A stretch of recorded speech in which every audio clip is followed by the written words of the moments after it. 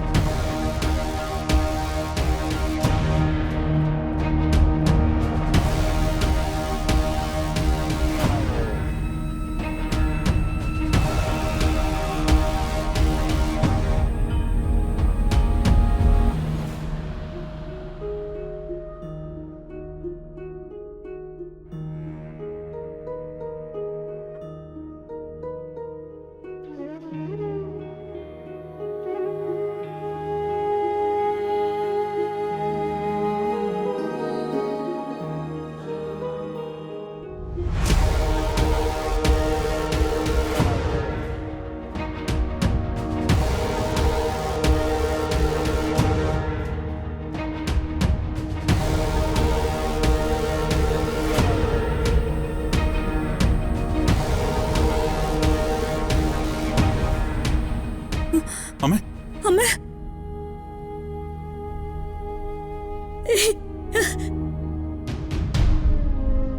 അമ്മേ, മോളെ, അയ്യോ, അമ്മേ, അമ്മേ,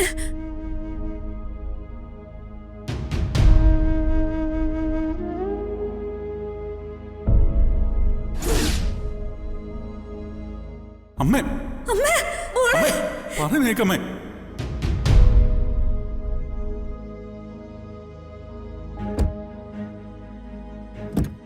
അമ്മേ, അമ്മേ, പറയുന്ന നിക്കമ്മേ. കേക്കമ്മേ, മോളെ, അമ്മേ, അമ്മേ.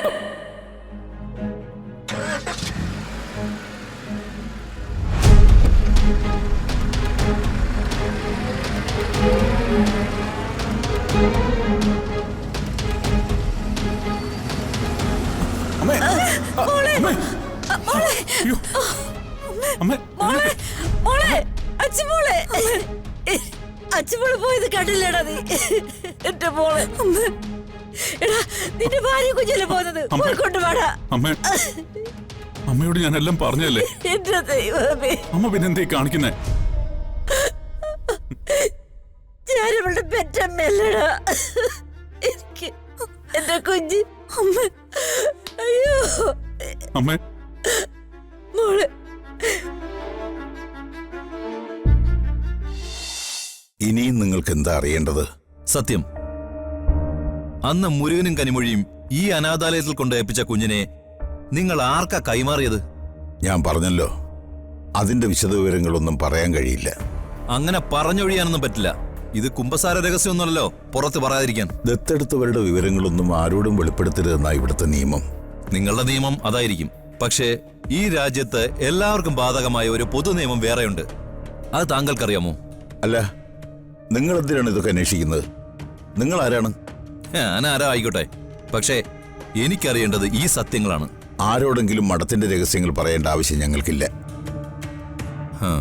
നിങ്ങൾ പോകണം. എനിക്കിവിടെ വേറെ ജോലിയുണ്ട്. എന്ത് ചെയ്യാനാ, എന്റെ ജോലി ഇതായി പോയില്ലേ? എനിക്ക് അന്വേഷിച്ചേ പറ്റൂ. സത്യം പറഞ്ഞില്ലെങ്കിൽ എന്റെ കൂടെ വരേണ്ടി വരും. പിന്നെയുള്ള ചോദ്യം പറച്ചിലൊക്കെ അങ്ങ് പോലീസ് സ്റ്റേഷനിൽ വെച്ചായിരിക്കും. എന്താ, അത് മതിയോ? മനസ്സിലായില്ല.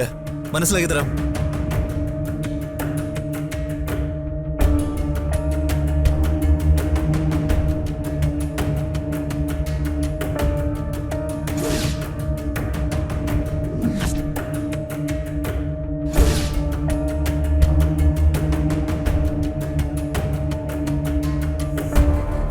ഇനി സത്യം പറയാലോ അല്ലേ? സത്യം പറ, ആ കുട്ടിയെ ദത്തെടുത്ത ആരാണ്? കോടതിയിൽ നടക്കുന്ന ഒരു കേസിന് വേണ്ടിയാ ഞങ്ങളിത് അന്വേഷിക്കുന്നത്.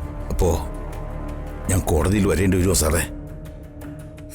ഇപ്പൊ എന്നോട് സത്യം പറഞ്ഞ കോടതിയിലും പോലീസ് സ്റ്റേഷനിലും കയറി ഇറങ്ങുന്നതിൽ നിങ്ങളെ ഞാൻ ഒഴിവാക്കാം. അതല്ല, നിങ്ങൾ എന്നോട് പറയുന്ന കളവാണെങ്കിൽ കോടതിയിലും പോലീസ് സ്റ്റേഷനിലും എല്ലാം കയറി ഇറങ്ങേണ്ടി വരും. ഒരു തവണയല്ല, ഒരുപാട് തവണ. ചിലപ്പോൾ സത്യം ഒളിപ്പിച്ചു വെച്ചതിന് കോടതി താങ്കളെ ശിക്ഷിക്കുകയും ചെയ്യും. വെറുതെ എന്തിനാ ജയിലിൽ പോയി കിടക്കുന്നത്? പത്രത്തിലും ചാനലിലും ഒക്കെ വാർത്ത വന്ന വലിയ നാണക്കേടാവും. സാറേ പറഞ്ഞ എനിക്ക് വേറെ കുഴപ്പമൊന്നും വരില്ലല്ലോ. സത്യം പറഞ്ഞ ഒരു കുഴപ്പവും വരാതെ ഞാൻ നോക്കിക്കൊള്ളാം. പറഞ്ഞില്ലെങ്കിൽ വലിയ കുഴപ്പമാവുകയും ചെയ്യും. എന്ത് വേണമെന്നും താങ്കൾക്ക് എന്നെ തീരുമാനിക്കാം.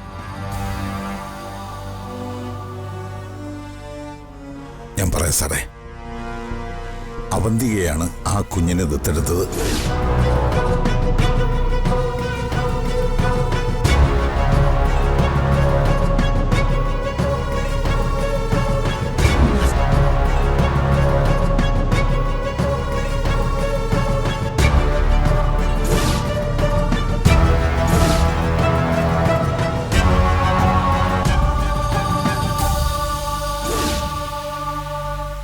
ആരൊക്കെ എന്തൊക്കെ അന്വേഷിച്ചാലും ഇനി ചിപ്പിമോളുടെ അവകാശം പറഞ്ഞ ആരും വരില്ല. എൻ്റെ മോള് എൻ്റേത് മാത്ര. മറ്റാർക്കും അവളുടെ മേൽ ഒരു അവകാശവും ഇല്ല. അവളുടെ രഹസ്യം അന്വേഷിച്ച് പിന്നാലെ വരുന്നവരാരായാലും അവരെ എന്ത് ചെയ്യണമെന്ന് എനിക്കറിയാം.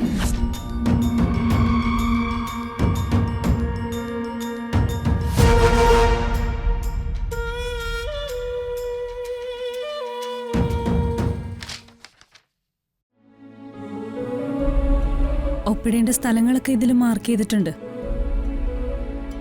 ആദ്യം വക്കീലൊന്ന് വായിക്കേ. അതെന്താ, സച്ചിക്കന് വിശ്വാസമില്ലേ? വിശ്വാസമില്ലാത്തോണ്ടല്ല, എന്തെങ്കിലും പോയിന്റ്സ് വിട്ടുപോയിട്ടുണ്ടോന്ന് അറിയാൻ വേണ്ടിയാ. ഈ കേസിലെ ഒന്നാം കക്ഷിയായ സച്ചിയുടെ ഭാര്യ അർച്ചനയെ പ്രതിയായ അഡ്വക്കേറ്റ് ഗോകുൽരാജ് കഴിഞ്ഞ 10 വർഷമായി അന്യായമായി തടങ്കലിൽ താമസിപ്പിച്ചിരിക്കുകയാണ്. ഒരപകടത്തെ തുടർന്ന് ഓർമ്മയില്ലാതായി പോയ അർച്ചനയെ നിയമത്തിന് മുന്നിൽ ഏൽപ്പിക്കാനോ പഴയ ബന്ധുക്കളെ തിരിച്ചേൽപ്പിക്കാനോ പ്രതിയായ അഡ്വക്കേറ്റ് ഗോകുൽരാജ് ഒരിക്കലും ശ്രമിച്ചിട്ടില്ല. പ്രതി ഒരു ഗവൺമെന്റ് പ്ലീഡർ കൂടിയാണ് എന്നുള്ളത് ഈ കേസിന്റെ ഗൗരവം വർദ്ധിപ്പിക്കുന്നു. എന്റെ ഭാര്യയെയും കുഞ്ഞിനെയും അന്യായമായി തടങ്കലിൽ വച്ചിരിക്കുന്ന ഈ പ്രതിക്ക് കടുത്ത ശിക്ഷ നൽകുവാനും എന്റെ ഭാര്യയും കുഞ്ഞിനെയും എനിക്ക് തിരിച്ചു നൽകുവാനും വേണ്ട മേൽ നടപടികൾ സ്വീകരിക്കണമെന്നും ബഹുമാനപ്പെട്ട കോടതിയോട് ഞാൻ താഴ്മയായി അപേക്ഷിക്കുന്നു. എന്താ, ഇത്രയും മതിയോ? ഇത് ധാരാളം മതി. പക്ഷേ എനിക്കൊരു സംശയം. എന്ത് സംശയം? അല്ല, ഇത്രയും നാളെ ഞാൻ ഒരുപാട് തവണ പറഞ്ഞിട്ടും അയാൾക്കെതിരെ കോടതിയിൽ കേസ് കൊടുക്കാൻ വരട്ടെ, കുറച്ചുകൂടെ കാത്തിരിക്കുമെന്നൊക്കെ എന്നെ പറഞ്ഞ് സമാധാനിപ്പിച്ചിട്ട് ഇപ്പോ എന്നോട് പോലും ചോദിക്കാതെ ഈ കേസ് ഫയൽ ചെയ്യാൻ എന്താ കാര്യം? അത് ന്യായം പോലും നടക്കണമല്ലോ.